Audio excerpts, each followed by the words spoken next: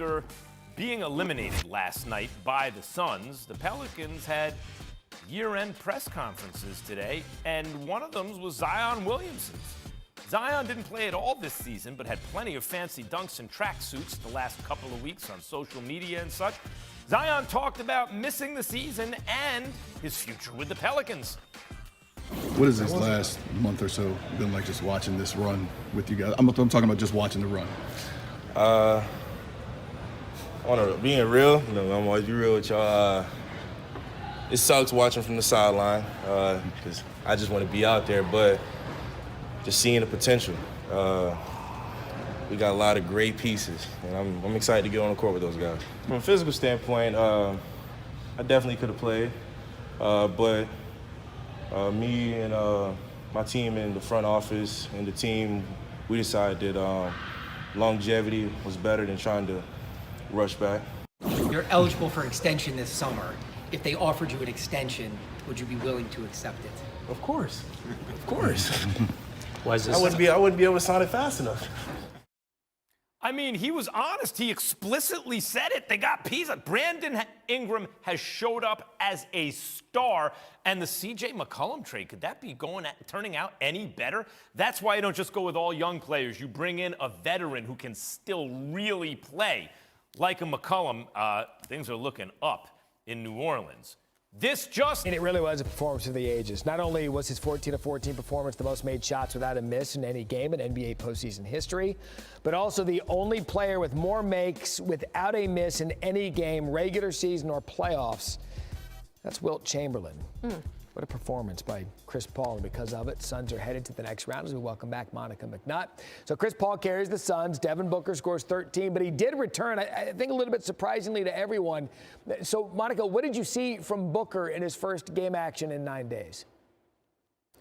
Well, Matt, I thought Booker looked pretty good considering what you just said, his first game action in 9 days. Could he shoot a little bit of a better percentage? Absolutely, but you have to give him a chance to warm up. When he was tasked with hitting baskets that his team needed late in the ball game, he was able to do so confidently. And to me, you didn't see any gimp. Missed shots are okay. We can live with that. I think if he was out there and you could see his stride struggling because of the injury, then that would be a concern. But I just think this is a warm-up, and he will continue to get better as the playoffs go on. And I also really enjoyed him on the bench. I thought he was great, particularly in the second half as the Pelicans as the Suns were coming up and trying to take back that 10-point deficit at halftime. So you agreed with the decision to play him limited minutes?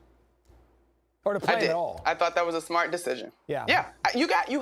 Listen, in the next series, which is going to be probably tougher, you can't just throw him to the Wolves. You got to give him a chance to get ramped up. So I agree with the decision. All right, so that game was on Thursday night. Today's Friday, Saturday, Sunday. They play on Monday. He's got 4 days to rest to get ready. Sage, more playoff hoops. Yeah, let's keep it going. Back to the Eastern Conference Game 6. So much talk about Doc Rivers and his inability, quotes, that's in air quotes, to close out playoff series. Here we go. Oh, hi, Drake. Beautiful kid there. We begin the third quarter as the Raptors trying to stay alive against the Sixers. This is in transition with the Sixers up 6. Now they're up 9 because of Tyrese Maxey. And then next time in transition, Maxey and Harden on the give and go, and Maxey pulls up again. He had 25 and 8 assists in this one. The only player in Sixers franchise history to have multiple games with 25 plus and 5 threes in a single series. He was good. You know who else was pretty good? James Harden. And it's about time. Remember, Joel Embiid said we need a more aggressive James Harden. He came out. He was more aggressive. 22 points, 15 assists as the Sixers outscored Toronto by 20 in the third quarter. Maxey to Embiid, cutting, Euro step off glass and in. He had 33 and 10. Third time this series, he had at least 30 and 10. He has been money. Embiid. This is Maxey to Embiid here. Wide open that time. One-handed slam. Sixers roll big time. 132-97. Nick Nurse. No, what a look by Drake. What are you doing? Sorry, guys, it's over as the Sixers advance to play the Heat. Here's Doc Rivers. I really felt confident going into the game. I'll be honest, and I said that to our guys. But then when I was looking at the schedule, I said, well, this is an important game tonight. This is a must-win for us because, going to play Miami there, we needed a day off. And they, the coaches won't tomorrow. I've already told them, but the players certainly will. Back with Monica McNutt, and you said on this very show yesterday that Joel Embiid needed to have a 30-point, 10-rebound game for the Sixers to move on. That is exactly what happened. He always listens to you, doesn't he? He should. Onto a Heat team now that had an excellent regular season, but they're not healthy. So as of today, how do you see these two teams matching up? Well, Sage, when I look at this matchup, I go to big three. And as you mentioned, the Heat's big three, if you consider Kyle Lowry as one of those pieces, is in a little bit of flux as we wait to see what happens with his injury. But then I think about Jimmy Butler, who has been terrific over the series. And then I think about a guy like PJ Tucker in terms of his defensive prowess. But the third member of that big three would be Bam Adebayo. On the other end, for the Sixers, who you're watching, Maxey, Harden, and Embiid. Yes, Embiid had a 30 and 10 plus game, but Maxey and Embiid also played well. To me, in this matchup, you give the Heat the edge in terms of what they can do to those guys defensively.